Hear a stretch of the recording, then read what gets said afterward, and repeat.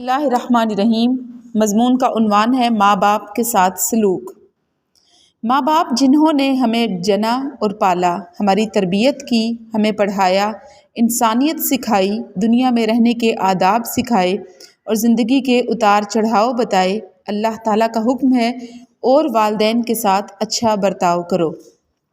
حضرت نبی اکرم صلی اللہ علیہ وسلم سے حضرت عبداللہ بن مسعود رضی اللہ تعالیٰ عنہ نے پوچھا کہ کون سا عمل خدا کو سب سے زیادہ محبوب ہے؟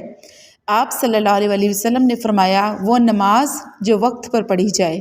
انہوں نے پھر پوچھا اس کے بعد کون سا کام خدا کو سب سے زیادہ محبوب ہے؟ تو آپ صلی اللہ علیہ وسلم نے فرمایا ماں باپ کے ساتھ حسن سلوک۔ ایک موقع پر حضور اکرم صلی اللہ علیہ وسلم نے فرمایا ماں باپ ہی تمہاری جنت ہیں اور ماں باپ ہی دوزخ۔ ایک موقع پر حضور علیہ السلام نے فرمایا جو آدمی یہ چاہتا ہے کہ اس کی عمر دراز ہو اور اس کی روزی میں کشادگی ہو، اس کو چاہیے کہ اپنے ماں باپ کے ساتھ بھلائی کرے۔ ایک دفعہ ایک آدمی نے حضور صلی اللہ علیہ وسلم کے پاس آ کر اپنے ماں باپ کی شکایت کی کہ وہ جب چاہتے ہیں میرا مال لے لیتے ہیں۔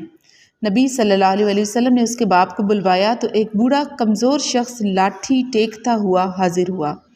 آپ صلی اللہ علیہ وسلم نے اس سے پوچھا تو اس نے کہنا شروع کیا کہ اللہ کے رسول صلی اللہ علیہ وسلم ایک زمانہ تھا جب یہ کمزور اور بے بس تھا اور مجھ میں طاقت تھی۔